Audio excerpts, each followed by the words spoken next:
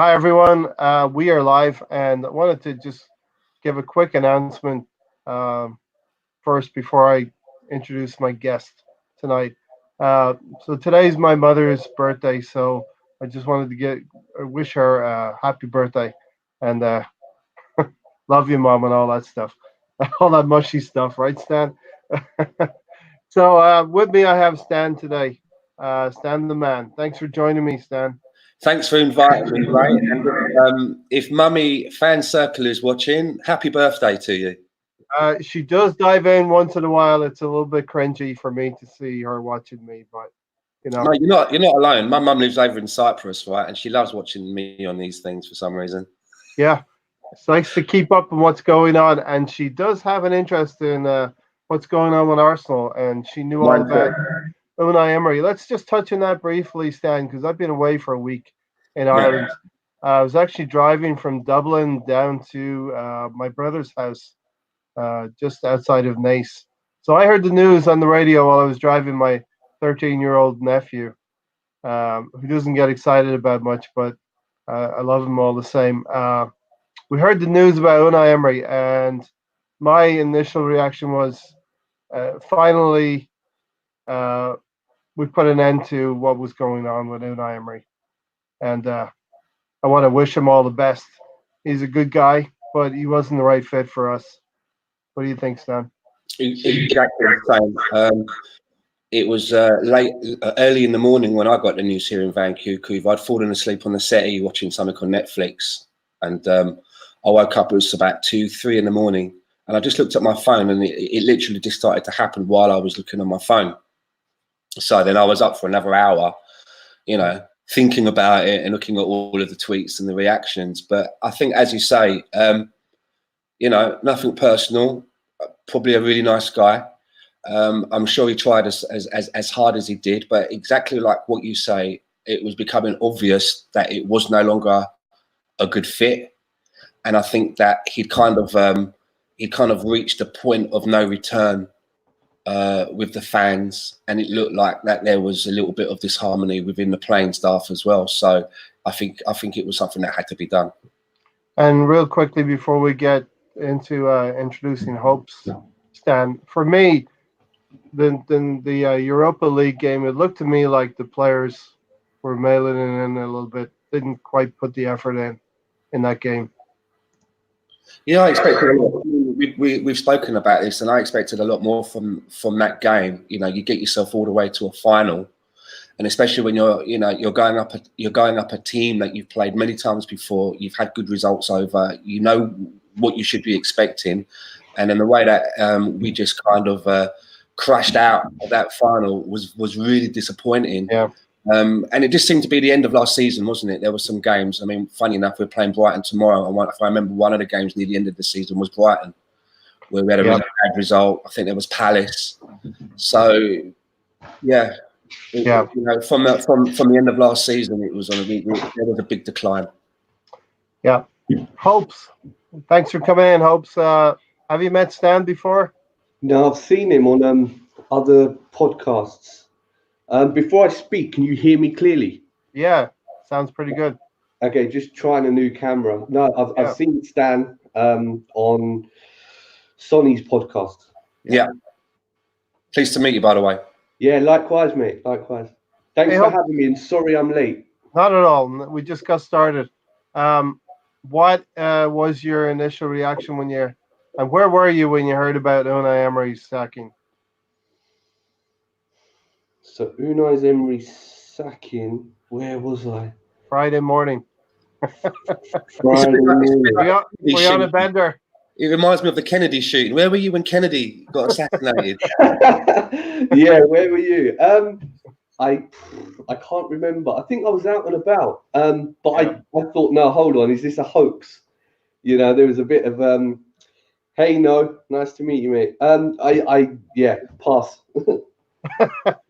All right, moving swiftly on. We have Freddie, and he takes control of the Norwich game. And from my point of view, here's my take on it, guys. Emery has been in around that team for more than 3 days, probably 3 months now. so he knows what those players have been doing in training.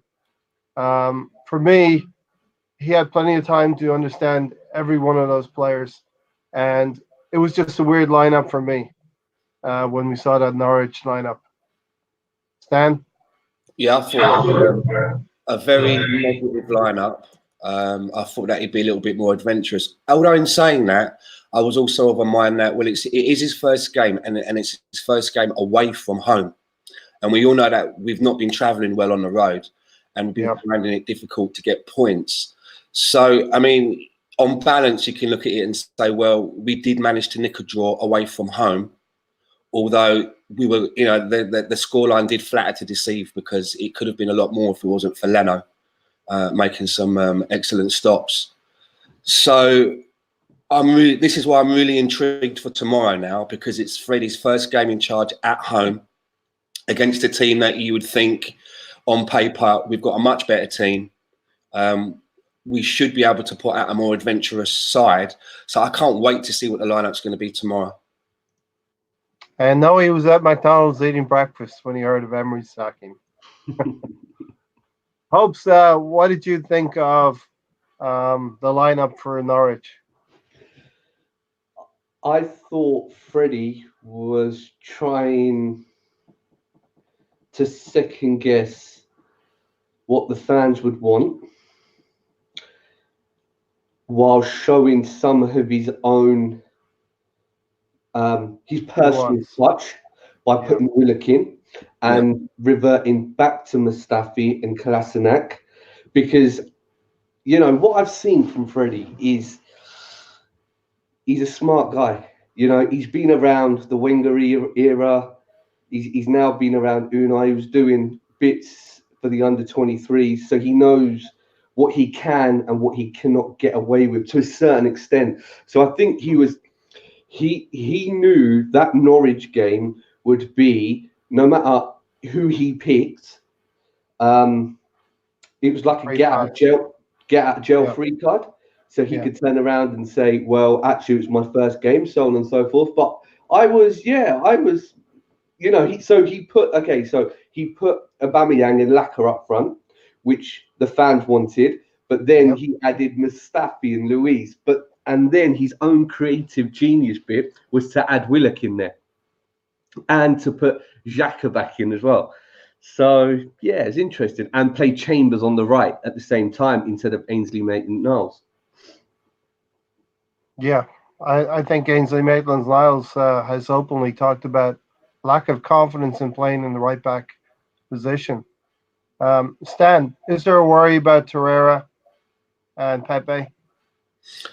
I've been a little bit worried about Pepe, because under Emery, it looked like the guy was just shorn of confidence. I mean, he got him out of jail, didn't he, with them 2 free kicks in the Europa League? That game was about to go down the toilet, and I think if he had gone down the toilet, Emery might have gone a lot quicker. Yes. And the lad got him out of jail with 2 excellent set pieces after not starting so well, and people umming and ahhing about is it going to be quality or not. You would think that you would play him in the next game. You say, okay, you're getting there now, kick on. But he took him out, and you got to think that for a kid as that, who just moved over from France, not lived in England, don't speak the language, probably not been away from his mum. It's probably the first time he's been away from his mum for you know, in a while, his family and stuff like that. Yeah. You know, you got to think that in a situation like that, play the lad in the position that he plays in, play to his style, and when he gets something good going like that, like those 2 free kicks, don't take him out of the team. And he's been in and out of the team now, and you know, you're seeing people like Saka coming on ahead of him. But then we got the revelation from Freddie saying, well, the guy's not training very well. And if that is the case, then you've got to stand by the training staff to make that decision. No matter what we think, even though we've invested 72 million in the lad, if he's not cutting it in training, then those younger kids who have come up through the ranks, if they're working their nuts off in training, they do deserve the chance. So it's a dodgy one with Pepe for me, really dodgy where we go with that. As for Torreira, I think that one's down to him. If he wants to stay and fight for his place, and if he's going to get an opportunity to play in his natural position, then let's see what he can do. If you don't want to be at Arsenal, and it's a case that he can't settle in England, it's too cold or whatever, he misses his mum or whatever it is, then he needs to go. It's as simple as that, really. But I think there's definitely a player in there. I mean, Yeah, I was there at the derby last season, the 4-2. Mm-hmm. We all walked out of that saying, like, what a player we've got in Yeah. there. Oh, this is going to be like our DM now for Yeah. the next 10 years or whatever, you know. He's an ex-Gilberto. So, you know. Yeah. My brother-in-law is a Manchester City supporter, and I'm like, hands off Torreira. Last year in December, hands off, because he was looking like that player, Hopes. Torreira is, for me, how can you judge someone when you don't play them in their right position? Correct. He hasn't been. Let's not forget, 3 a months. fortnight ago, he was man of the match for his country. Even his own fellow national teammates are saying, I don't know what he's doing there. He's being played out of position. Mm-hmm. I personally don't read too much into the Torreira situation because it's early doors for Freddie, you know? With Pepe, however, I think it's just a bit of tough love. Let's not forget, you know, Henry took several games to find his feet. Lacazette was in and out. Pepe, I've been to most of the home games this season, right? And I've told you before, Ray, about Pepe's lack of situational awareness, his positioning. He's drifting more into the centre rather than allowing the wing back to overlap. Perhaps he's still playing like the way he played for Lille, which was a counter-attacking team. Hasn't adapted yet, situationally, you know. Perhaps. I mean, it's a different league. You know, I don't know about that because we were all told that Unai Emery is a very hands-on, you know, tactical coach. So he can only do, in one sense, what he's being told to do. So it remains to be seen. Maybe Freddie's got something there, like, you know, he's waiting to unleash him at the right time because he knows he's low on confidence as well. But yeah, overall, I'm disappointed with Pepe. You know, I expected more. The 2 free kicks he scored was, saving grace. Bought Unai an extra week in the job, as we all know. But overall, it's, you know, it's either show up or, you know, just you're going to be on the bench, you know? Yeah. I feel like he's a victim, really, of his success from last season, where he did play in a lower league, maybe the League On, and playing with Lille on the counter attack. And we're just not that kind of team right now. I wish we could move the ball faster through midfield, Stan, but we're kind of stagnant in terms of the players that we have and the DNA of how we play. I just want to see whoever's going to take over this team, if it's going to be Freddie for a few months or whatever, or someone else comes in, pick a formation, stick to that formation, even if we get a couple of losses under our belts, but let's have a platform to build on rather than changing it every fucking 5 minutes. You know, I've seen games where we've changed formation like 3 times in a game. I mean, it's difficult for the fans to keep track of what's going on, let alone for the players. So pick a formation, something to build on, whether it's the same formation that he picked for the last game, but maybe change around the personnel or whatever, but just stick to something. And I think that is definitely what we need going forward. And that might help the midfield as well. You know, Hope's our squad depth is not great. I was thinking about this today. Everyone, you remember that game where you had tiles and you just move it around to get that picture set? We always have a space so you're moving. It's like our team. We don't have enough depth to cover a right back, so we got to play Callum Chambers at right back. We don't have enough depth to cover midfield, so we're plugging holes here and there. It's, you know, we just don't have enough squad depth. I'd like to play myself, Callum Chambers, as a central defender because he's about our best central defender. Hopes. Okay. Callum Chambers is ambidextrous in that he can play different positions. However, having said that, we have had injuries, but let's not hide behind that now, because Rob Holding, Tierney, Kieran Tierney and Hector Bellerin were back. I believe Hector Bellerin is 50-50 for tomorrow night's game. I personally feel that this whole up front, Aubameyang, Lacazette, who plays where, I don't think we can play with two strikers because of the way they play. We've got to play one of them. Yeah. Whoever that is, to that realization, whoever that is a different story. But in terms of midfield, we've had our midfield players. It's just that they, like Freddie said yesterday, we're just shit in transitioning. We cannot. That's why we lost the European Cup final, because Chelsea stopped Ozil any service to our forward front two, and we're screwed. We don't have those leaders in midfield, and I think Unai knew that, and he was trying to do that with Torreira. That's why Torreira was the furthest man forward in so many games, and a lot of fans were like, "What is this guy doing? Like, why is Torreira up there? He's a CDM." Guendouzi's not that guy. Holds on to the ball too long. Xhaka is, oh gosh, I just don't know with Xhaka in terms of. He doesn't have the fluidity or the mobility to quickly turn things round in a transition, in a counter. Even in our build-up play against Norwich, he played so many balls back. So what we do, we rely on the wingers, the likes of Pepe, which hasn't really come up for us. Martinelli's a good one, but he wasn't getting any. Martinelli, he's got to be starting games. Kolasinac as well. They love to move the ball up the left with Kolasinac, can it? Blatantly, but the thing is, he's got no end product. Yeah. So he can run, he can take players on, but he's got no end product. And if we lose the ball in the opposition's final third, he doesn't have it in him to get back. If he does, he's just like Mr. Bean running everywhere, like, where's the ball going? We have a number of players like that. Granit Xhaka trailing the play again for the Norwich goal, at least one of them. Yeah. It's strange, isn't it, for a team that's really difficult, getting into the transition, that we have so many players up the bloody field. You can't get the ball up to them. Yeah. And do you know why this is? I believe it's because we don't have a philosophy or style of play. And Freddie, I firmly believe, is not the person to give us that.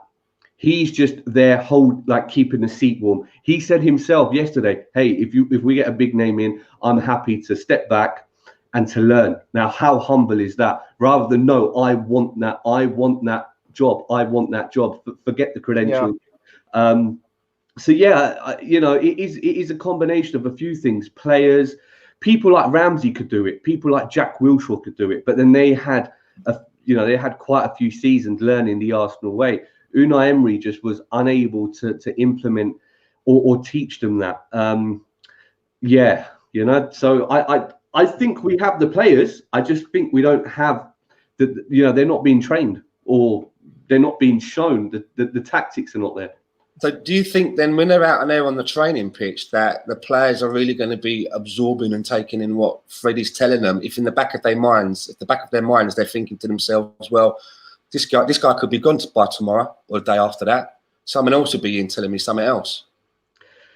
He might not be there till the end of the season. Freddie's kind of saying, well, it's day by day, and I could be, I might not be. We don't know. That's up to the powers that be. That's what he's saying. But you don't want to cut your nose to spite your face. At the end of the day, Freddie Ljungberg is the head coach. I want to play. So yes, sir, no, sir, I'll do as you say, right? One thing on that. Did you guys see Guendouzi's? What did you guys think about Guendouzi's reaction when he got taken off? Dan? What, me? I'm a senior player. I'm not coming off. I've been playing for 2 seasons. He's had far too much time, ain't he, that lad? I mean, don't get me wrong, there's a high ceiling there. And, I like a lot of the things he does. But a lot of the time for me, and I've said it before, that he seems to have, when he plays a game, he plays in halves. You'll either have a really pony first half and a good second half, or vice versa. And I thought, Emery's giving that guy so many passes when sometimes he goes in for bad tackles. There was the one where he kind of done like the WWE spear move on a player, and he gets kept on. He never gets taken off and just put on the bench so that he can learn why he's been taken off. He's been given a lot of free passes. And I think it was a good shock to his system to know that he's not untouchable. But did you notice when he walked off? Who else walks off the pitch like that when they're taken off? Oh, right. You're saying like the Xhaka styling. And who else? Alexis. Exactly. Right? Oh. Ozil. Yeah, exactly. So it's kind of, we're all looking at management and the Cronkies and KSC and all that, but how much of it is player power as well? This guy, was he 19, 20 years old? He should be fucking running off that pitch. Forgive my French, right? He should be fucking running off that pitch. What did he score when he got taken off? What score were we at? Were we ahead or drawing? I think we're probably 2-1 down at that point. Were we down? Yeah, we were down because even the cameras went to Freddie and Freddie's like this. I saw that. Come on. Yeah, there was a problem with the sign as well, wasn't there? There was a little bit of confusion with the sign for the numbers. But yeah, I can't remember. If we were down, then yeah, you need to get off quickly. If we're winning or drawing, I can understand you're trying to maybe eat up a bit of time, but yeah. Yeah, because when Willett came off after him for Saka, Willett just ran off. Yeah, right. Don't you want to see a player that wants to stay on the field though? Don't you want to see that heart? No, that's a different type of heart. Like there's a player wanting to stay on the field, and it's like, look, your number's called, and you've got to get off because we need to get this. We need to get this draw or win. I think in terms of the FA Cup final when Kepa for Chelsea, when he said I'm not coming off, kind of different to this. And this, does this symbolize some kind of player revolt, player power in the Arsenal that is not coming through? If he's not in the starting lineup tomorrow, then I think there could be more to it. That Freddie made a mental note of that and think, we'll see you in the next game, mate. You might not even be on the bench, so it'd be interesting to see. Really, Stan. The problem is we don't have any leaders like a Per Mertesacker of the last few years. All those leaders have gone from the team, and it's a bunch of players that are of equal status. A lot of them are. I mean, I don't know how old he is. How old Pepe? He's got 23, 24? 23, Pepe. Have you seen his car? I saw pictures of him driving into training. He's got like this really nice black Ferrari. Yeah. I mean, we're supposed to believe that this is a young lad trying to make his way in the game. He's trying to forge himself to become something in the game. But I mean, he's driving around like he's already made it. I'm not blaming him, right? If he's obviously made a lot of money, you've got to spend it on something. But it's such a different time that we're living in to how it was, when I was growing up watching football in like the late 70s and the 80s. I mean, you're 24 years old and you're driving around in a car that's worth, a couple of £100,000 already. I mean, well, the last podcast I did was with a sports psychologist last week. You look at that Leicester game where they absolutely willed themselves to win that game against Everton last week. The one where they got that winner was Sunday, was it? And the other belief that those players have, I don't see it in our team. Well, we were talking before we started, and one of the things that I'm finding difficult is we should not be scrimping and scraping about how much we can afford to get a good manager in. It's not like when you haven't got a lot of money, so you get a player in on loan for a season because next season, you might go out and be able to get someone better.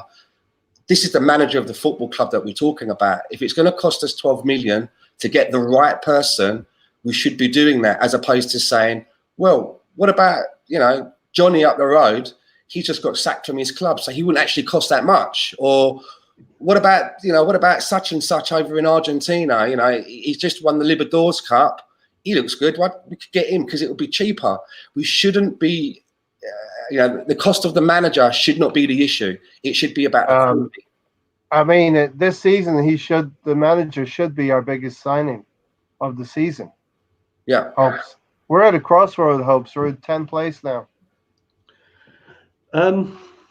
Sorry, can I just address Stan's point earlier about Pepe driving round? Yeah, in that black Ferrari. Yeah, I believe that even before he had his Ferrari, when he signed for Arsenal, even when he was at his old club, I think the money they get week in, week out, can easily just go to their head. But he didn't let it go to his head at Lyon. Okay, different league and so on and so forth. I think it comes with the territory, and they're not to blame for that, these players, It's how do they handle it? I remember about 2 years ago, I read a stat where it said 1/3 of top flight Premier League players within years of retiring end up bankrupt. Yeah. It's the world we're living in right now with the high wages. Yeah. Time to spend it as well every day. I think in terms of getting a coach, our biggest signing, I think it's one of our biggest signings. The other is a couple of transitional midfielders, a cover for right back for Hector Bellerin. Let me ask you a critical question, Hopes. Do you think there's a manager out there that can fix this team with the players that we have and turn it around? Do you think the manager's the answer? Can be the answer? I think it's an exciting project. Look how much Leicester City were struggling before Brendan Rodgers went in. There are so many such examples. It just takes one person to ruffle some feathers, a backing of the board. And let's not deny the fact the board actually have spent over the summer, even if it's been in installments. Yeah. They have put some money down, more so than previous seasons. Okay, we paid installments, but I definitely think we're fixable. It's just that we tried with Unai Emery and it just wasn't, it wasn't to work. And to go back to your former point about, the players not playing to their potential and things like that. The analogy that came into my mind, that if you've got trouble at home with your family, with your wife, your kids, or what have you, it's going to affect your performance at work. Mm-hmm. And it's the same with these players. These players are human, no matter if they're driving around in a black Ferrari or if they're going in, on a moped, right? There's so much going on behind the scenes where it took the players to do what they had to do. I can't remember the last time they, you could argue they did it towards the end of Wenger's era, for them to say, look, we just don't want you anymore, which kind of shows in one way that they do care for the club, that they need training. And in one sense, you spoke about a leader there, Ray. In fact, if you look at it the other way, are we not at such a great place with all these young players to actually make a leader from one of them? I don't know if you can forge leaders. They're either there and it's in their makeup or not. That's my personal opinion. Stan, want to get in? What do you think? Just to go back and address my point about the black Ferrari. I don't begrudge the lad anything, But the point I'm trying to make is that at such a young age, a lot of these young footballers are being given so much so quickly. None of us can kind of put our minds into that mindset when you've got bank accounts that large. And sometimes it might be, a little bit difficult to keep your feet on the floor. Or sometimes, you've got a young manager maybe coming in who's maybe not managed at the top level yet, and you're trying to deal with these big personalities and big egos. It can be quite difficult, sometimes to maybe garner that respect from the head coach. That was more the point that I was going to make. Yeah, and also, Stan, in the same respect that Raul has said, he can sell Arsenal because of location, because of history, because of finances. And take a player like Pepe coming from France. He's coming to the bright lights of London, and it's going to be. He's hanging out with Aubameyang. We know Aubameyang's got a few autos in his garage as well, right? Well, there was the story, wasn't there? There was the excerpts from Nicholas Bentner's book about when Ozil came to the club. It was like within a week, like Ozil was up. Nightclub to hang out at. I've heard you're the man to get me out on the town to meet all the birds and go clubbing, and all the best restaurants, all the best clubs. So, I mean, we're trying to talk about discipline at the club, and we were talking earlier about sometimes it's the little things, those little things that can go unchecked. And we were talking about what we felt about the video that went round online of all of the players coming off the coach and walking straight past the mascot. Some people find it was really, really disrespectful. Some people are like, well, you could have at least, ruffled the kid's hair or whatever. And then there were pictures that came out later on via, I think it was Callum Chambers, showing all of them in the dressing room, giving him scarves and hugging him and that. And, I'm not sure whether I'm one way or the other on it, because I can kind of see both sides. But sometimes it's like there are those little things. Like if you are walking off the coach and you see a kid, you're gonna, why wouldn't you just give him a little smile or ruffle his hair or what have you? And if Mesut Ozil, when he goes to training, I've seen the photographs. I mean, the guy turns up for training, he looks like he wants to climb up Mount Everest. If you come to train, dress to train. Yeah, it's an hour and a half. It's not Siberia. Sorry, is London like Siberia right now, Hopes? It's cold, yeah, about 1 degree. It's Kieran Tierney seems all right. Is there? I mean, I know he's from Scotland. And it can be a little bit more brisk up there. But I mean, I'm no fan of Ozil, and I know a lot of people think he goes staying again on his Ozil mission. But I mean, it's little things like that. It's little discipline. Yeah. You want to wear a snood on the bench because it's a cold night. I get you, but you're coming to train. At least dress to train and not dress like. And you are running around. You're trying to warm up as well. Exactly. So I'm just saying that there's little core values, these little things that seem to be missing somewhere along the lines. The things like Aubameyang and other players liking various tweets when other players are getting a bit of shade, and the relationship with AFTV. It just sounds like there's no discipline. I'm sure that if George Graham was back at the helm, and I'm just using that as an example, half of these things that we hear that these players are doing, it wouldn't cross their minds. They'd know, oh, do I really want to do this? Because I think if the gaffer finds out, I'm going to be in a bit of shit here.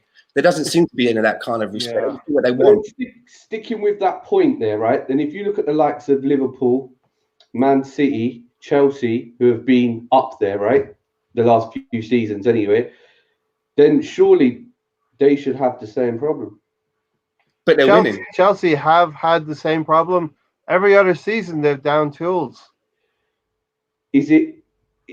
Yeah. Okay. Okay. What about City and Liverpool? So no, I get you. Once you start getting success, and you are on a roadmap, and the players can see that they're going to go somewhere with a coach, then possibly they're going to knuckle down, like you have at Leicester City, as well.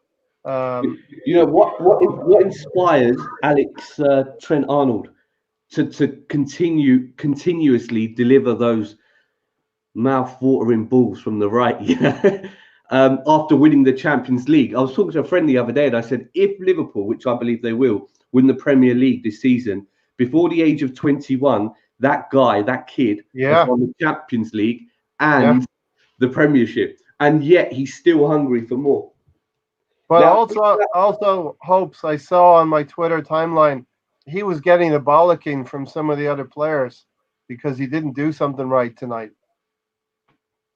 So the players have to police each other on the pitch, and it's not happening in Arsenal right now. Yeah, one of the days of our back four, those old gnarly experienced back four, making sure that the kids know what it means to represent Arsenal, to wear the badge, what's expected of them. That kind of stuff to me looks a little bit by the way, and we don't have a leader. the question that you originally asked me was about, about having a lack of leadership on the pitch and can you not make a leader? Emery's tried to make a leader out of Xhaka, and look how that's turned out. I mean, he tells the fans where to go when it ain't working out for him. I mean, it's just not working. But did he shoot himself in the foot? Because if you saw Leno's performance in the last game, what about Leno for a leader? I like Leno. Yeah, I really like him. Definitely, but you want your captain on the actual pitch, right? Not But look at between the sticks. Schmeichel. Look at Schmeichel. For me, the person that's emerging to be a leader for me, but it's really early days for him because he's only been at the club for 5 minutes. But have you ever heard Kieran Tierney in an interview, how he conducts himself, how articulate he is? He really talks with a good range of vocabulary on him. I can't even speak myself, right? So there you go. I've been no good at Arsenal captain. I've listened to him in a few interviews, and he talks like a captain should. Yeah. You know, but he's only been there for 5 minutes, so and he's but I'd like to see. He looks like he's got what it takes for me. Getting back to a point I was trying to make about 10 minutes ago, Stan. Do these players have the fire in their belly that if the right manager comes in, that he could ignite them and be a Leicester right now? Brendan did it. But do we have the same caliber? Does Leicester have the same caliber of players that we do? Mentality, character, leadership on the pitch. I think it's a tough question. I think we've got a better team than Leicester. I do. I think we've got a very good squad of players there. I do. I just don't think that they're being used to their maximum. I don't know what Hope feels, but absolutely. We do have a good team of players there. We do. Absolutely. Let's not forget this time last year we're on a 22 unbeaten run. And we had beaten Tottenham 4-2 in the derby. Absolutely. It's like a dog with blood, right? Once these players taste success, right? Yeah. And if just going back to our whole brief conversation about the fame and, getting too much money and all of that stuff, right? Once they taste success, they'll want to be at the top. Why? Because then the guys on all the YouTubers, the popular ones anyway, that they'll just, the success, it will just, they'll want to build. And, a lot of our players, they're internationals as well. Let's not forget. And some have tasted that success with their country. Or they've done that, that they've got into the latter stages of competitions and whatnot. Or they've played with players who have. So definitely, once we get that right person in, and they take success, you can change our entire team round. I wholeheartedly believe that. Let's get into that then, Hopes, before we preview the game tomorrow. What's your short list of 3 or 4 coaches that we could possibly go for, and who do you think they're going to plump up for? Who would be your choice? Ideally, I would like. My first choice is Pochettino. Controversial? No. What if it goes tits up? They could go tits up with any manager. Only because he leads for me because he's got Premiership experience over the other managers. So like Allegri, Simeone. Rumor is he still can't speak English. And then the manager Benitez. Rafa, I'm not really, I remember when Rafa at Newcastle, where he'd just go and play it safe, for Rafa to install a system only for that reason. But I don't see going I know he's won the Champions League with Liverpool and stuff like that, but I can't really see Rafa doing much at Arsenal. He did something. Now I'm a proponent of Rafa, so he did something similar with Chelsea. Mid-season, took over, guided them to the top four, and I think 2 trophies by the end of the season. So, and I think he can work within a budget as well. But look at the players he had when he went in as well. The Chelsea players. Yeah, and look at the success they come off the back of, and then they down tools. So, you know, they won. They got the manager. I mean, the other two in the mix is the RP Leipzig manager and the Ajax manager. But again, for me, it's got to be Poch, and I think I really believe Pochettino's coming because he's got Wow. he's got the development. He knows how to develop young players. Look what he's done at Tottenham. He can work with a low budget. He knows the Premier League. I get all of that. There's just one thing for me. If things don't go right, he's a former Tottenham coach. And our divided fan base will be forever divided.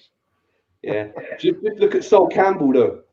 Yeah. Just imagine if it goes right. And plus, Poch he's a wounded animal. He's dangerous. Like, you know, he wants to make his point. He just needs some shelter, Stan. We'll bring him over to the Emirates. we'll put our arms around them and say, "You're going to be the man." And hopes. I don't know who's going to be. I hope you're right. Because we are in 10th place now. I don't believe we're getting relegated, but we're sliding. Absolutely, and with Freddie, we may even drop even lower. Yeah. This is why Freddie's just he's a stand-in. He's an interim, and he knows that. You know what? It's almost like he's asking for that help to be an assistant to a coach who's going to come in and help him for this season. Yeah, absolutely, and therefore I think that again, what more? You know, what more? How much more evidence do we need? Do we require to get Poch in? Okay, Allegri, he will come and steady defense, play the Italian probably 3-5-2 formation, counter-attacking football, so on and so forth. But I think Pochettino's, in one sense, is less of a risk. However, any manager who comes in, it's a risk, you know, because I agree with you wholeheartedly. But you've been at the Emirates and you've witnessed the toxicity for Xhaka. Would Poch get that as well if things continue to slide? You know what? With our fan base, some are so fickle that anyone would get it. You know, no matter who wouldn't get it. It's like Freddie. Freddie got it after one game. Yeah.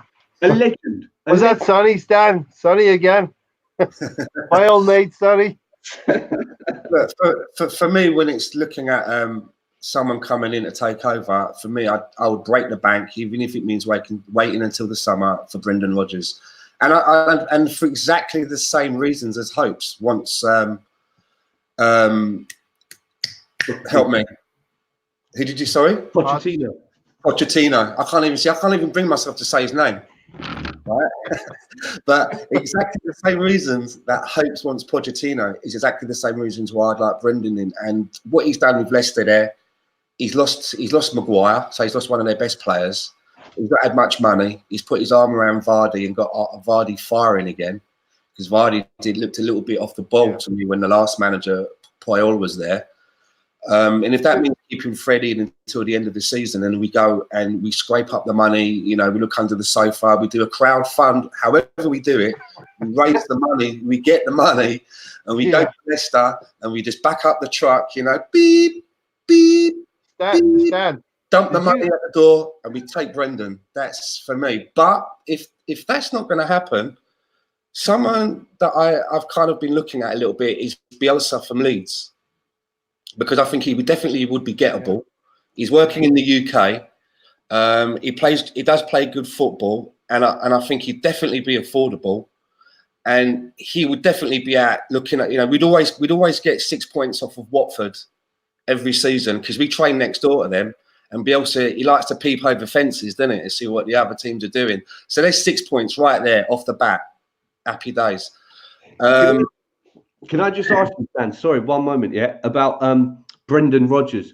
Yeah, Brendan. At the minute, guaranteed he's doing bits. He's doing bits, right? But Leicester are not in Europe. They're playing 1 game a week. And what has Rodgers done in Europe? So Leicester, Rodgers may be able to come in, steady the ship, but how will he do for us when there's 2 games a week or 3 games a week? In that 7-day period, and when we, because Arsenal are an elite club. We are a massive club, and we need to be challenging at the top. Now, if we're going to break the bank, isn't Rodgers that bit much more of a risk than Pochettino? I've heard Chris Wilder from Sheffield United, his name being thrown in the mix.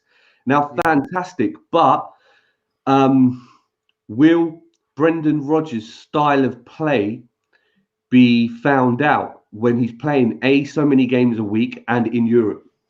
Well, I felt that at Liverpool. I was surprised when I got rid of him at Liverpool because I thought he was doing really well there personally, and they missed the league by a hair's breadth. But even though you have to remember, I think in that season they wasn't in the Champions League, was they, that season? So they didn't have any European games. But he done really well in Celtic, and I used to live in Scotland, and I know what the fans can be like. And if they don't like you, they will run you out of town. And they loved him up there. And there were a lot of times when they did have a few games a week. They'd have a league game, a cup game, and then they might be they'd have a Europe game or a Europe qualifying game. So I think he would be all right on that point. And the funny thing is, I'm not even warm to him as a personality. I do find him a little bit of I said it before, he reminds me of David Brent off of The Office. He's got that kind of a way about him. But I'm looking at it purely on a CV kind of, if I was interviewing someone to come into my business and I'm saying, okay, even if you support Tottenham, for example, but he's the best guy for my business, I can see that he's going to, help the business grow, I would make that appointment. So even though he kind of has that personality for me, he's no Klopp, right? Klopp's charismatic. Klopp all day long, he's just got it all. He's just got the it factor. He's a funny guy. He's great copy for newspapers. David Brent, I even called him David Brent now. Brendan Rodgers, he's a little bit glib, but I do like the way he plays football. I do like the way he plays. So, Stan, are you hanging your hat on Rodgers? It's hung. It's hung. And he's a disciplinarian. Did you see that documentary behind the scenes when he was at Liverpool? The way he tore into a young kid. Yeah, on the training pitch. It was X-rated stuff. Screen Boy 8, he would prefer Rodgers to Poch as well. And I also saw an interesting tweet from who's the guy of Sky Sport with the hairy hands? He used to be on with Andy Gray. Richard Keys. He said that he was traveling from the studio one time with Brendan Rodgers, just talking to him. And he said that after speaking to him, this was maybe a few years ago, he said that after speaking to Brendan Rodgers, he's got no doubt in his mind that Arsenal is the job that Brendan Rodgers covets the most in football. And I think even though people are saying, well, why is he going to leave Leicester? He's only been there 5 minutes. He does come across like the sort of guy that he would sell his nan on eBay if it meant getting in the job to fit in. He does seem like a very ego guy. Isn't there? He have a big mom over in the Zimmer frame of himself in his house, right? I've heard that. Like Napoleon. Yeah. But put all of these things out of it. That shows me someone that wants to win. If he's like that, that just means he wants to win, right? Hopefully. So do you think, Stan, things are going on behind the scenes with Brendan? Even though he's probably knocked it on the head. I tell you what, over the last few weeks, with all of that stuff about Mourinho coming to Arsenal, and then Nuno, and then the Arteta stuff, I'm not qualified to second guess what the hell is going on upstairs in that boardroom. I really don't know. Yeah, I agree with you. Confidence level and what's going on in that boardroom is 50-50 at best. I say fuck all of them. But bringing Simeone, right? He will kill him. He will just kill him. Like Yeah. no matter what they're doing, right? They'll be afraid to like You think breathe. Ozil will stick it out when Simeone comes in? Simeone will go and drag Guendouzi off the pitch with his Like leg escape the victory, break my legs, someone Ozil will be saying. I tell you what, hopes. If I thought Simeone was doable, you know, honestly doable, I wouldn't say no to that either. We need a short, sharp shock, a kick up the backside. I tell you, he'd find the leader. He'd find our leader. Look at all these coaches just dropping onto the tree for us. Simeone, Ancelotti, Allegri, Poch. We got to pick. We have a 12-man shortlist. Does anybody know about the manager from Valencia? Because over the last 4 or 5 days, the media seem to be talking up this guy a lot for the job. I think his name's Marcelino. I don't know nothing about him. I don't know if anyone else does. Hopes, you know this guy? Yeah, I believe, because don't forget, he was in charge when we played Valencia last season, wasn't he? Yeah. And he was getting rave reviews about his style of football. Turning Coquelin's career around. But to me, yeah, absolutely. And you know, but to me, I believe he's like an Unai. Right. You know, look where he's at. What's he done, and all of that. You know, you know, I'm not convinced.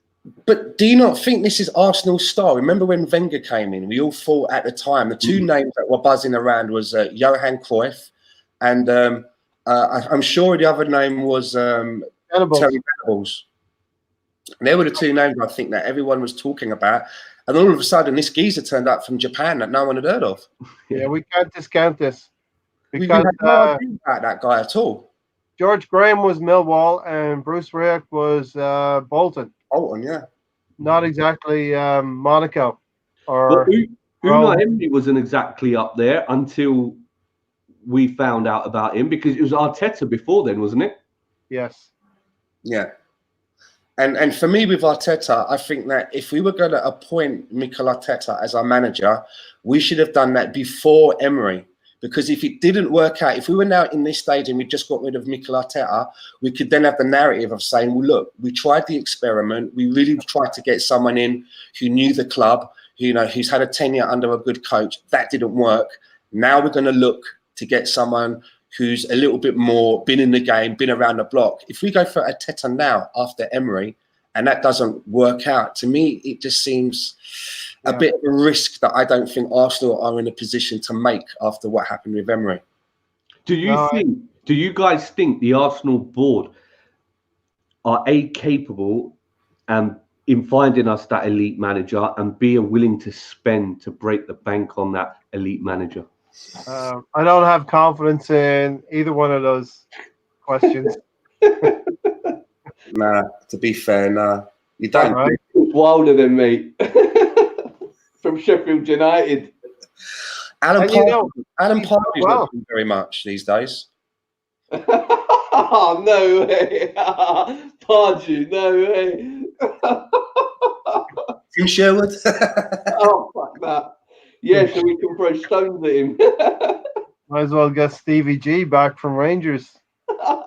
You know what, though? On a serious note, I would take Steven Gerrard ahead of Mikel Arteta, just based on the fact that he's, as well as having coaching badges, he's had time to manage people, to be in charge of personalities, to say to certain people, you wasn't training very well today, you need to up your game. I'm taking you out of the next game, this, that, and the other. And I think that's what we need. He wouldn't be my first choice, but I'd take him over Arteta just on those reasons. Yeah. Well, by all reports, Arteta's got a good reputation as well. What he's doing with the players, they've been complimenting Arteta more than Pep right now.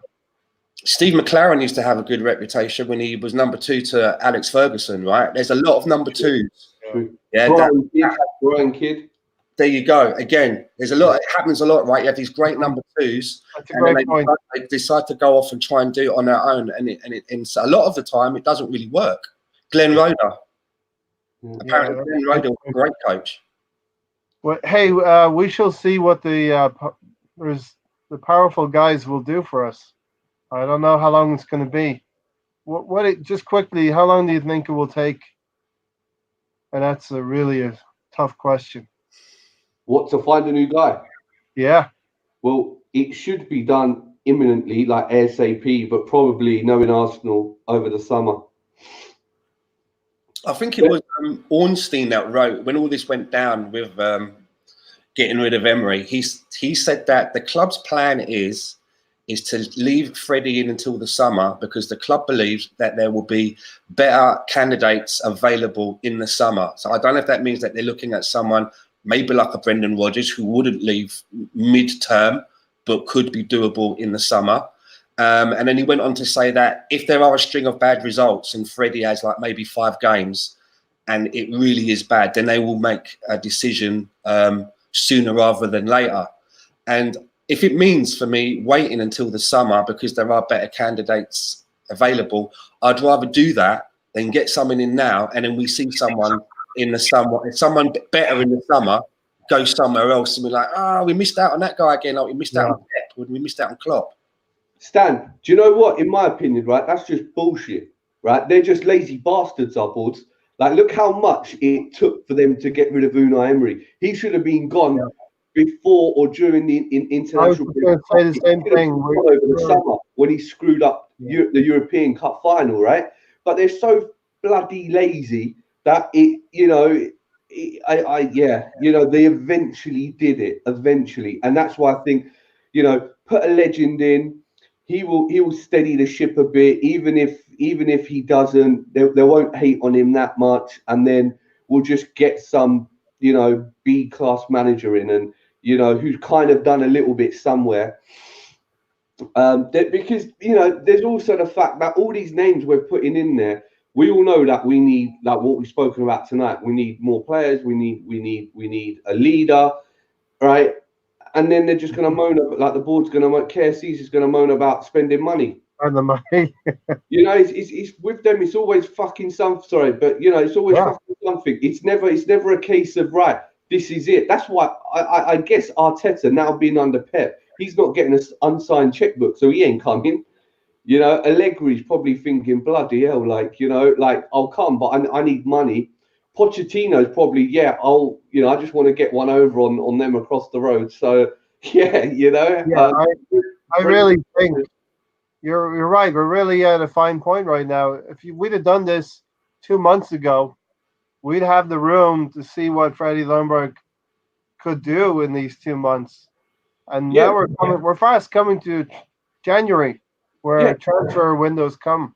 I mean, surely Raul from Barcelona, Edu with his legendary experience, right, and all stuff like that, can see like the writings on the wall for Unai. So what do you start doing? You start tapping up other managers, right? But nothing. It's just, okay, why don't we just put a temporary like band-aid on it, and that will shut the fans up. I swear, if it weren't for some of the fan cam channels, how much would Arsenal, how much would they be willing to get Unai? They call the fans reactionary, but maybe the club's reactionary too, Stan.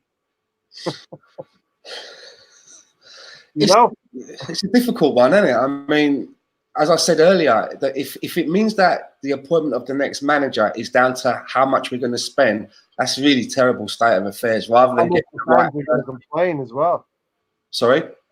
Does it come to how much the fans are going to complain as well before the club actually reacts? Because right on the cusp of We Care to You came all of these signings in the summer. What happens if tomorrow at Brighton, Freddie puts out, say, a little bit more of an adventurous team? Let's say, for example, Tierney's in the team, Holding's in the team. Let's say he even starts Martinelli and we win 4-1, for example. Yeah. Then what? What happens next? Do you see what I mean? Is it like, because our fans do seem to make their decisions on a match-by-match basis of where they stand on the team. I'd say we go to West Ham next.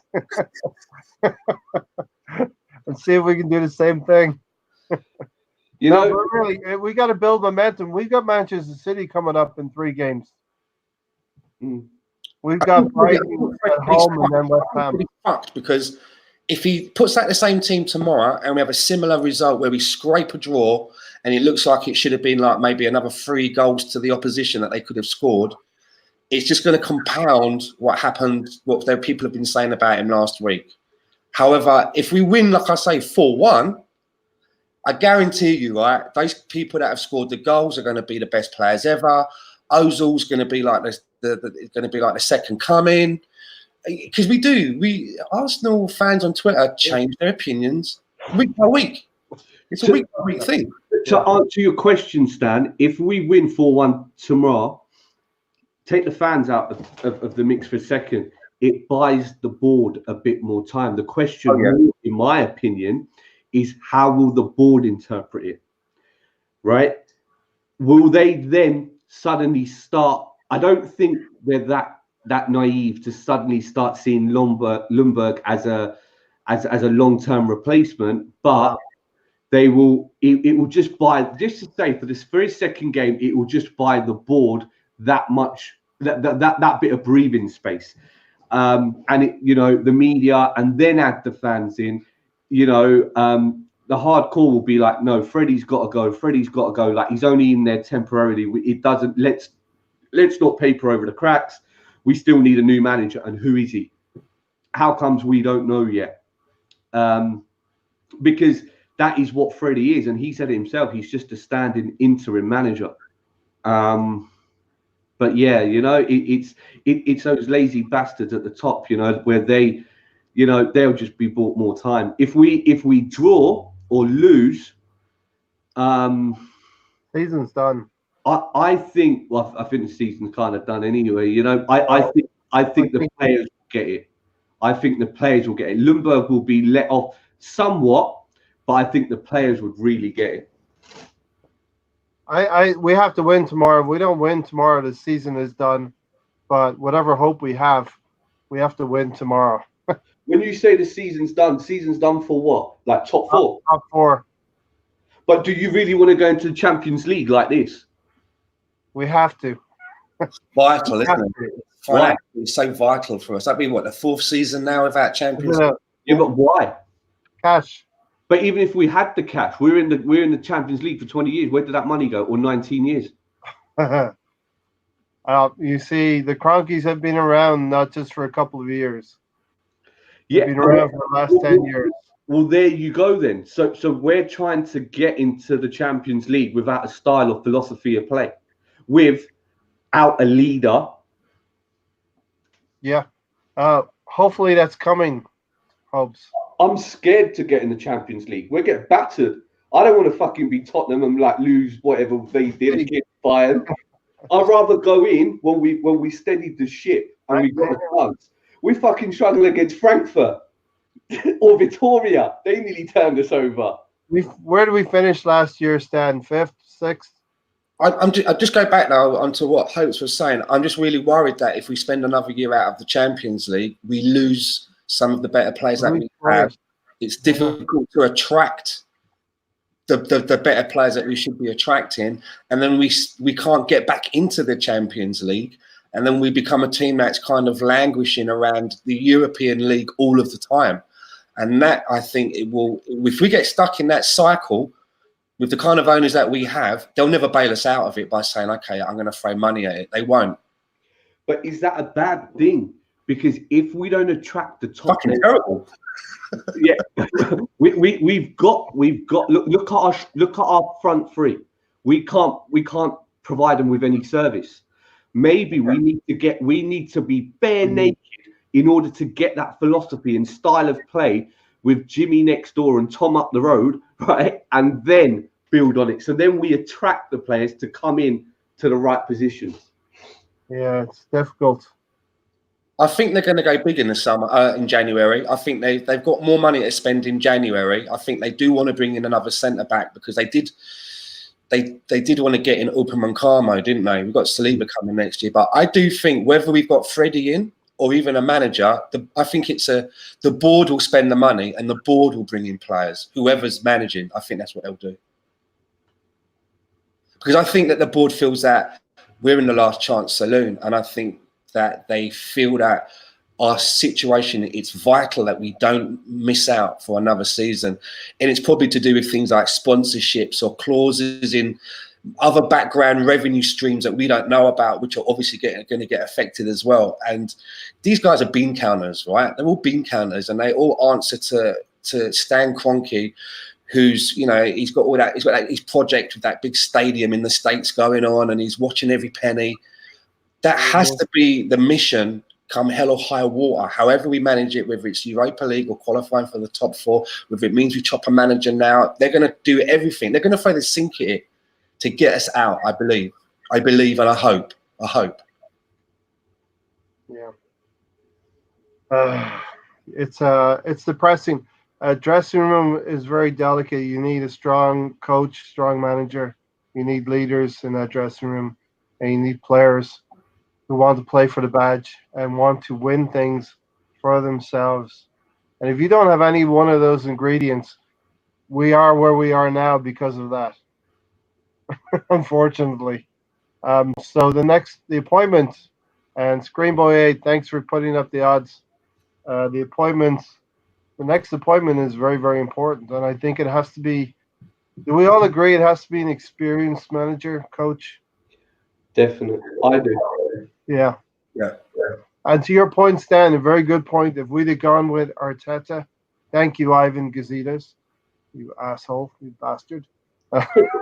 If we'd have gone with Arteta, we'd know now where we stood with a previous player coming in to take the reins. I think we have to go and get an experienced coach, somebody who's going to be a disciplinarian who these players will look up to. And again, like we talked about, the players, it was an 8-second clip. I reacted to it. I'm going to hold my hands up. I said something about the players not paying attention to the mascot. But I do believe, and they did pay attention later, but is that part of their job? Probably. Probably it's part of their duties every day. But to walk down the corridor and not say, hey, or a high five to a kid, a mascot, who's waiting for you to go into the dressing room is, for me, it's not good. It doesn't look good. The optics don't look good. It's 8 seconds. And maybe it was misconstrued. And maybe the 8 seconds was carefully edited so that us fans would react to that. And that's what we do. Michael Josephson. Sorry, Michael, I butchered your name. A new name around here. I've said it so many times now. Any new coach will struggle at Arsenal right now with the limitations out on by the board and the ownership. Very true. So I think we need also a coach that's going to maybe work within those limitations. I'm sorry, but I disagree. Pochettino wouldn't. He's proved it at Tottenham. He wouldn't what? He wouldn't struggle. Like if the board, going back to Michael's point, if the board put the handcuffs on him in terms of spending, I think Poch could get so much more out of this team. Right. He's used to it, isn't he, Poch? He's used to not having any cash to spend, right? So, I mean, that's a very, very valid point. That's, by the way, that's Mike who does the videos, reactions with me. Right, Mike? Okay. Hi, Mike. I know the name now. I didn't. All right. I'm so sorry I butchered your name. Please forgive me. Michael Josephson. Thanks for coming in, Mike. All right. Predictions for tomorrow. Who wants to go first? And what do you want to see in the team? Sorry, Who do you want to see in the team? The team as well? Yeah, sure. Okay, so my prediction is 2-1 to Arsenal. I think we'll scrape a win. The team will be Leno.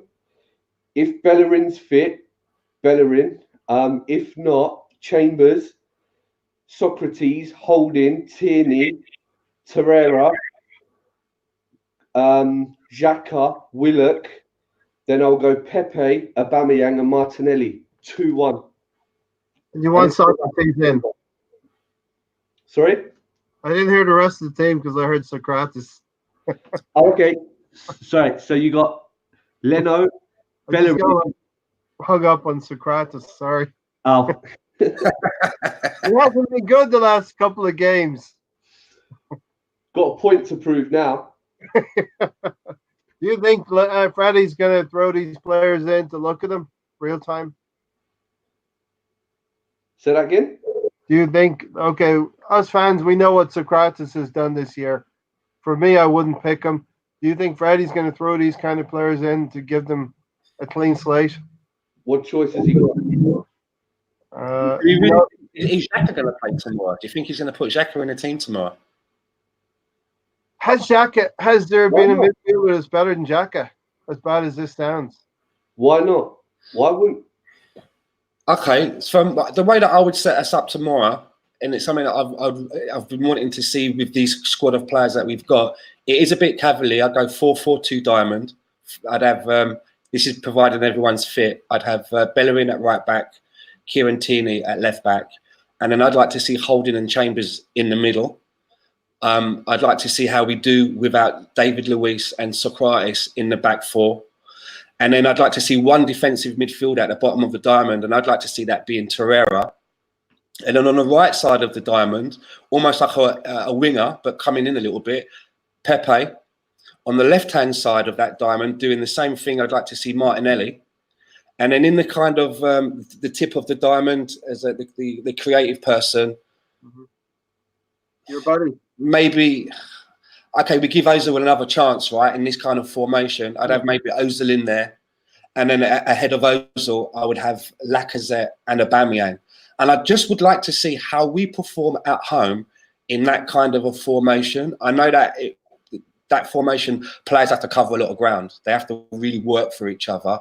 But it's just something that I'd like to see how it looks, because it's adventurous, right? That's an adventurous lineup. Well, There's not a lot of guile in the middle of the pitch, but I'd like to see how that would work. You said it yourself. They're going to have to cover a lot of ground. Now, when I've been at the Emirates, even if I haven't been, with Ozil, he rarely runs back. And if he does, he doesn't put a tackle. But Pepe's getting this disease as well, right? He ain't running back. If he does, he's just like, he's just flopping his hands up and down. He's not doing much. Lack of situation awareness. And with that 4-4-2 diamond, if they don't run back, you're literally leaving Torreira and Martinelli to defend the defence. Yeah. That's why I whacked Xhaka in there and Willock and Torreira. Yeah. Or the other formation, my second formation is 4-2-3-1. Yeah. Who's your two? My two is Torreira and Guendouzi. Don't you think he holds the ball too much? He needs to get rid of that. Fucking pissing me off, man. Sorry, but like, you know what I mean? I'm shouting at the TV, fucking let the ball go. It's like he thinks he's Leno in club, like, you know. I did, as we mentioned earlier, I did love Freddie shouting at him to get off. Come on, Matteo, get off. Did you see Tierney shouting at Emery, telling him to calm down? Yeah. What, when Laka told him to pass the ball forward? Yeah. I was quite impressed with that. All right, mate, calm yourself down. I quite liked. I did. Michael had a point that I wanted to bring in as well. I saw like noticeable energy. Did you guys see the training video that was on Twitter today? No. Freddie and the guys working hard, well together. Yeah. It was a high tempo. Get the ball, two guys in the middle, passing the ball quickly, making triangles. You know, like a warm up. Yeah, I saw it. I just hope it lasts for 90 minutes. It was good for 2 or 3 minutes. See, that last game at Norwich, right? I thought for the first 20 minutes that I liked what I was seeing. The ball was being moved around really zippy, which I hadn't seen in ages. And I was thinking, okay, maybe this is why he set us up like that. But after 20 minutes, it's the same as I've seen all season. Yeah, it was like Wenger ball, wasn't it?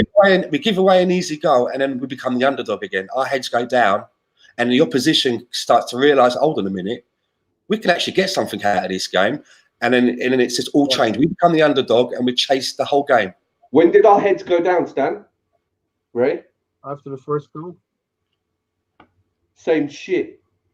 But yeah, you're right. I saw Wenger style, like, you know, zipping it around, go for it. Right? Definitely positives to take forward to tomorrow. All of that sideways passing and backwards passing was gone, Yeah. because the last game under Emery I was watching it, and the ball would get moved up the pitch. It get moved up the pitch, and then just outside of you get to the other team's sort of like box, someone kicks the ball back. Mm-hmm. I'm like, what's the point of moving the ball up the pitch if that when you get towards the penalty area, it's going to kick it back again? There's no point doing that. If you know. Yeah. Ray, what about your team? Your prediction?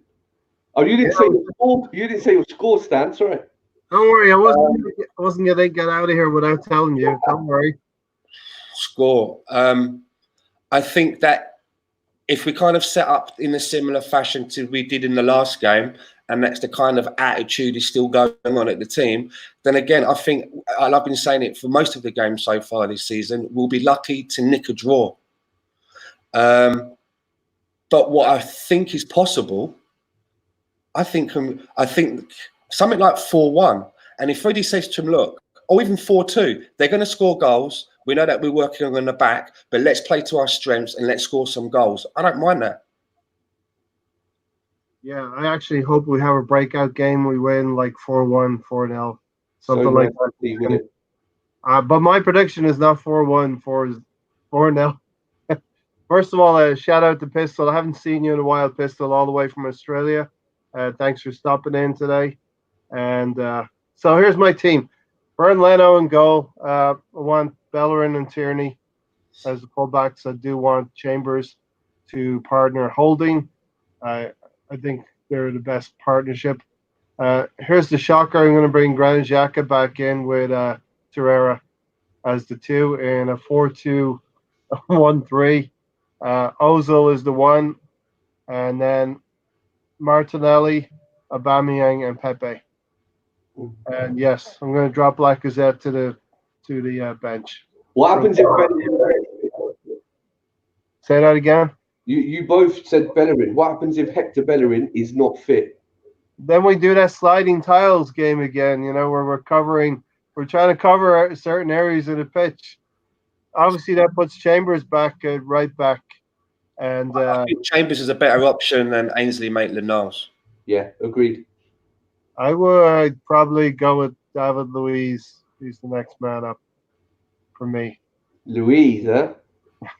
A question to you two, just while it crosses my mind. Do you think there is a shout for us to? We tried it in the second to last game, but he went off injured. Is there a shout for trying either one of David Luiz or Callum Chambers as a defensive midfielder, either with another one next to him or on their own?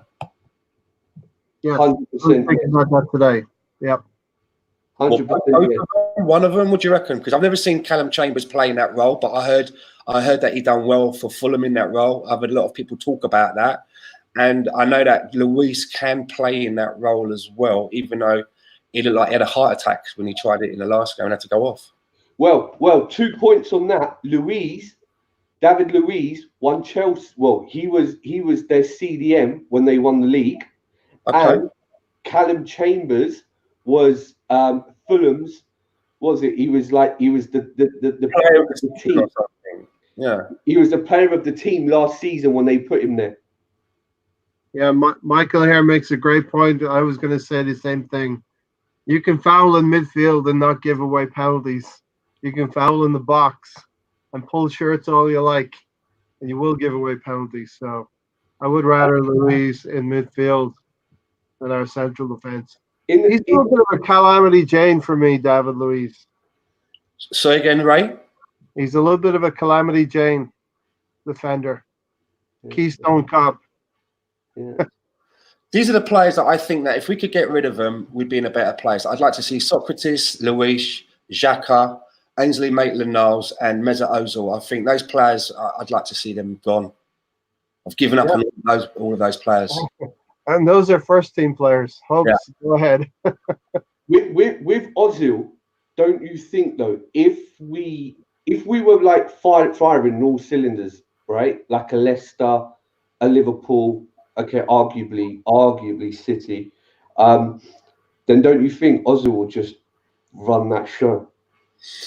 Could you see Ozil playing with Rodgers? You obviously don't know me very well, Hope, so ask me a question about Mesut Ozil. Okay, right, I see. I'm not in that. I'm what's known online as an Ozil hater. Right, okay. That's what I am, Well, apparently. well, me. No, just I've seen this movie. It was good for a couple of years, but then every time we went up north, it was difficult. You know, like But the Tony Game of Arnold, Thrones. in the last It 2 gets or 3 tough in the games, north. he's been creating. In the last 2 or 3 games, he has been creating.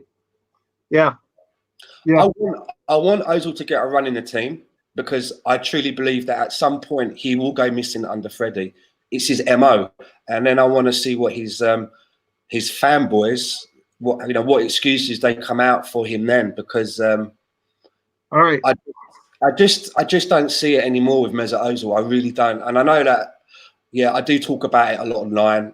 I do have an agenda against him as a footballer, not as a person. It's just because I don't think he is good enough anymore for what we're looking for, and he hasn't earned his place. He hasn't earned the right for me. Hopes, do you think Brandon Rodgers could slot Ozil into that Leicester side? You're probably taking Madison out, right? No way. I think if you've got 9 runners, Ozil fits in any team. If you've got 9 runners. Yeah. But look, I'm not for Ozil. I'm not against him. All I'm saying is that, yeah, maybe he is, a bit past his days. However, with the players we have, it's hard to deny that they can do what he can do. Yeah, I agree with you. But I thought that we're talking about have been difficult in transition. I honestly thought that Ceballos was supposed to be that man who was supposed to be helping us in the transition and could be competition for Ozil, but I'm not seeing it. Yeah, he had 1 game, and plus he's injured at the minute. So what I'm trying to say is now, like we've already said, with sliding tiles, um, it's trying to get the best out of a bad bunch. Now with Freddie, he's true to his word, and he's putting on Saka ahead of Pepe based on training form, right? Then surely Ozil gets a shout tomorrow, because who else have we got? Do you think he's going to go with Willock again? That he favours Willock in that role like he did in the last game? Because that was definitely a Freddie move, right? I think yes, because with Willock, he's a box-to-box midfielder. He will run back. He will. He has. For the first 4 games of the season, was it 4 or 5? Right before we played Liverpool, he was our star man, and then he got put on the sidelines, a bit like Chambers. Yeah. For what? For no bloody reason. I think we see Ozil tomorrow in that 10 position. Myself. Yeah, because again, I think we don't have anyone else there until Ceballos and whatever else happens, unless like the system changes. Pepe starts firing on all cylinders. There's so many ifs and buts, right? But Yeah. like I said, I don't have an Ozil agenda per se, but if we want to start climbing the table, then I think and Freddie's true to his word on form and basically a lack of availability. Would be stupid to just have him on the bench. We're like that horse that has stumbled across a few hurdles. Many other horses have passed us, but we have an opportunity tomorrow to get 3 points and go ahead. We'll be in 6th place. We can jump from 10th to 6th. With the Arsenal, anything's possible. I know that there's a big shout online. Like, a lot of people say that they don't believe that our team is actually even good enough, and I don't see that at all. I think that we do have a good squad of players there. I do. I think we need to find the right coach, and this appointment is so important. Absolutely, I think with the right coach, he can get and fit players. Yeah. That's massive for us. And please, I'm asking all Gooners, whoever that coach is, we need to get behind them. Quick question. Sorry, I meant to ask this a moment ago. Now that Carlo Ancelotti has been fired, all that stuff that's going on at Napoli, do you think someone with his kind of stature and reputation in the game, that everybody kind of knows him, that if he walked into the Arsenal dressing room, that someone like him would be able to immediately have the respect of the players and have them buying into what he's doing just because of who he is? Yep. Or do you think now we don't even? Or do you think now we shouldn't be looking at Ancelotti? No way. What's your thoughts? Absolutely, he's got that stature in the game, and I think that's what we need.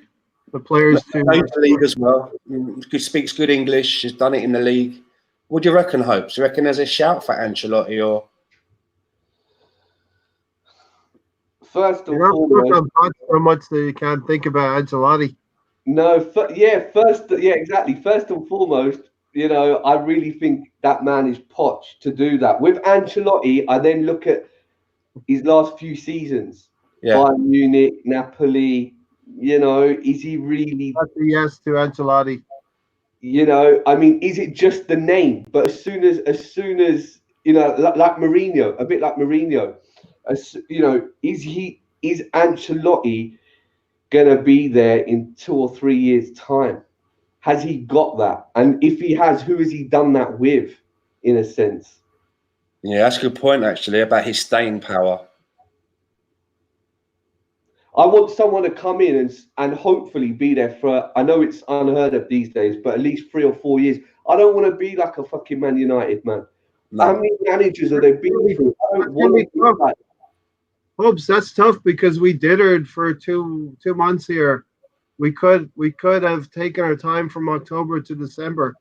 Now we either call time on the league and don't make top 4, or we try to put a band-aid over it and get to the summer and get into top 4 and get smashed by Bayern Munich next season.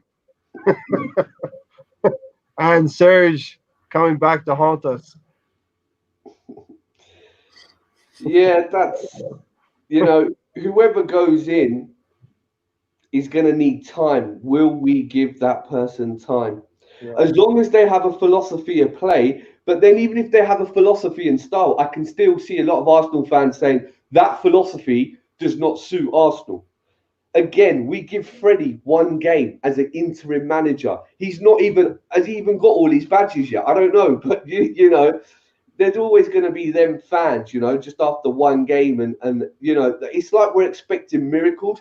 I want these fans to get off the pedestal of where we were, in the late 90s, early 2000s. Those days are gone. Wake up, smell the coffee. Well, that's what I'm telling you. We're not going to have another coach that's going to be here for 20 years. Do you not think that once you've supported a team and you've seen your team go through a Premier League unbeaten, it just makes the expectation so much higher, doesn't it, going forward?